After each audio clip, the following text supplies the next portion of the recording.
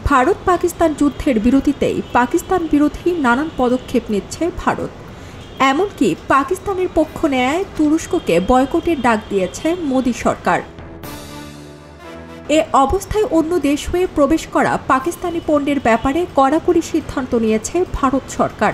এক তিল পরিমাণ কোনো পাকিস্তানি পণ্য যেন ভারতে প্রবেশ করতে না পারে সেজন্য নতুন নিষেধাজ্ঞা জারি করেছে দেশটির বাণিজ্য মন্ত্রণালয়। বিজ্ঞপ্তিতে বলা হয়েছিল, পাকিস্তানে তৈরি কোনো পণ্য সরাসরি বা তৃতীয় কোনো দেশের মাধ্যমে আমদানি অবিলম্বে নিষিদ্ধ করা হচ্ছে। জাতীয় নিরাপত্তা এবং সরকারি নীতির স্বার্থে এই নিষেধাজ্ঞার সিদ্ধান্ত নেওয়া হয়েছে। পরবর্তী নির্দেশনা জারি না হওয়া পর্যন্ত এই সিদ্ধান্ত কার্যকর থাকবে। এদিকে পাকিস্তান থেকে সরাসরি খুব বেশি পণ্য ভারতে আসে না, তবে ঘুরপথে কিছু পণ্য ভারতীয় বাজারে আসত। ভারত এখন সংযুক্ত আরব আমিরাত, ইরান সহ অন্যান্য উপসাগরীয় দেশ এবং কিছু ট্রান্সশিপমেন্ট হাব বা কেন্দ্রের মাধ্যমে আমদানি করা পণ্যে কড়া নজর রাখছে।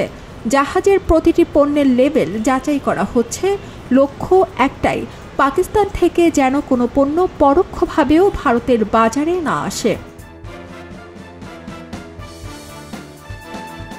এদিকে পাকিস্তানি পণ্যের ওপর কেবল নিষেধাজ্ঞাই নয়, পাকিস্তানি পণ্যবাহী জাহাজের উপরেও নিষেধাজ্ঞা জারি করেছে ভারত সরকার। দেশটির ডিরেক্টরেট জেনারেল অব শিপিংয়ের পক্ষ থেকে জানানো হয়, পাকিস্তানের পতাকা থাকা কোনো জাহাজই প্রবেশ করতে পারবে না ভারতীয় বন্দরে। একইভাবে কোনো ভারতীয় জাহাজও যাবে না পাকিস্তানের বন্দরে।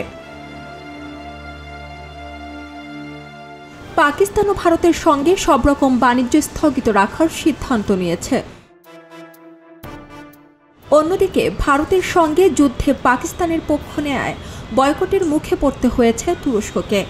সবশেষ পদক্ষেপ হিসেবে ভারতের 9টি বিমানবন্দরে গ্রাউন্ড হ্যান্ডলিংয়ের কাজ করা তুরস্কের একটি কোম্পানির নিরাপত্তা ছাড়পত্র প্রত্যাহার করা হয়েছে। ভারত তুরস্কের সাথে ব্যবসা, ভ্রমণ ও বিশ্ববিদ্যালয়গুলোর সঙ্গে একাডেমিক সম্পর্ক ছিন্ন করেছে। পাকিস্তান ভারতের বিরুদ্ধে তুরস্কের ড্রোন ব্যবহার করছে, ভারত এই তথ্য পাওয়ার পর বয়কট আরও জোরালো হয়। ভারতের সাবেক কেন্দ্রীয় মন্ত্রী ও প্রধানমন্ত্রী নরেন্দ্র মোদীর ভারতীয় জনতা পার্টির সদস্য রাজীব চন্দ্রশেখর বলেন, প্রতিটি পরিশ্রমী ভারতীয় যারা পর্যটক হিসেবে বিদেশ ভ্রমণ করেন তাদের কঠোর পরিশ্রমের অর্জিত টাকা এমন দেশের পেছনে খরচ করা উচিত নয় যারা আমাদের দেশের শত্রুদের সহায়তা করে। এর পরপরই ভারতীয় ভ্রমণ সাইটগুলো জানিয়েছে, এ সপ্তাহে তুরস্ক ও আজারবাইজানের ভ্রমণ বাতিলের হার ব্যাপকভাবে বেড়েছে। ট্রাভেল ওয়েবসাইটের একজন মুখপাত্র জানান, গত সপ্তাহে ভারত থেকে আজারবাইজান ও তুরস্কে ভ্রমণ বুকিং 60% কমেছে এবং বাতিলের হার 250% বেড়েছে। সারা জেরিন, খবরের কাগজ। খবরের কাগজ, নিখাত, নির্ভীক, নিরপেক্ষ।